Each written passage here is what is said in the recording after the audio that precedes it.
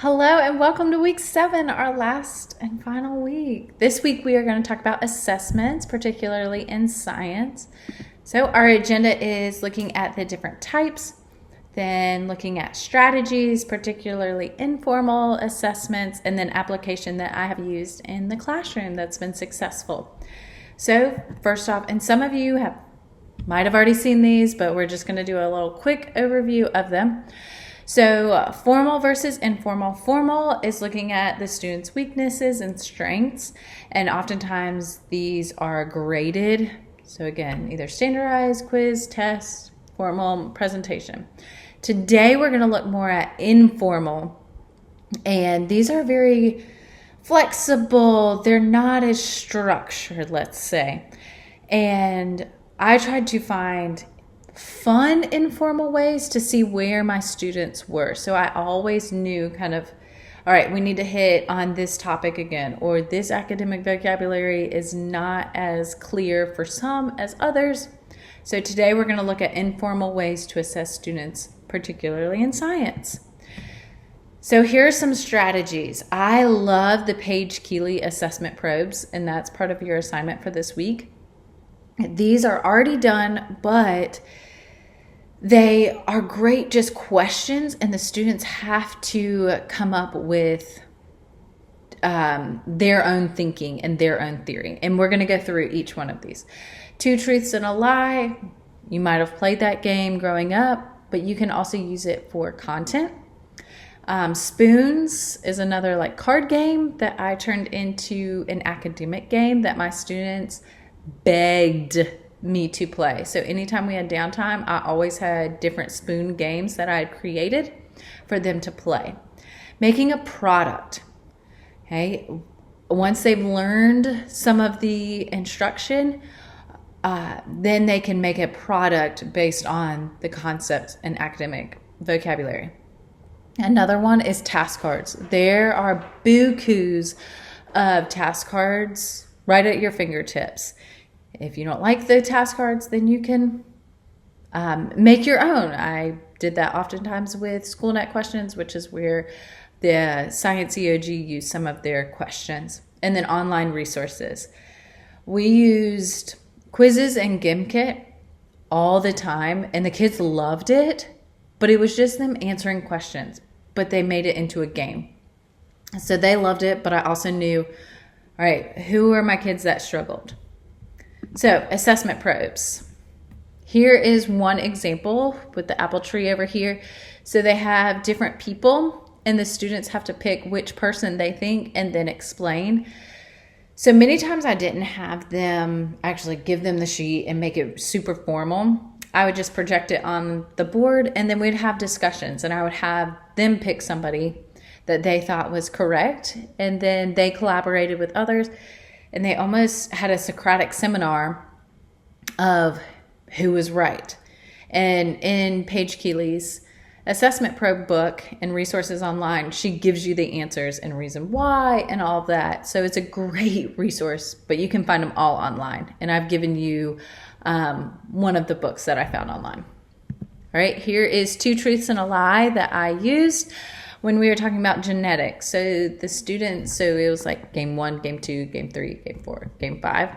And they just had to circle which one was the lie. So if you look at game 1, it says nose shape, hair color, and hair length. So we have to think about genetics. Which one is which ones are inherited, which one's acquired. And I didn't say that to them, but they had to use their knowledge.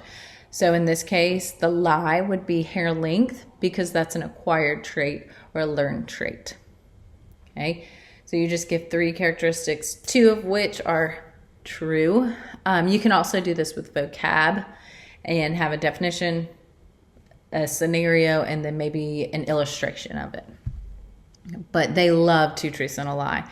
And there were times with my higher kids, I would make them create a 2 truths and a lie game.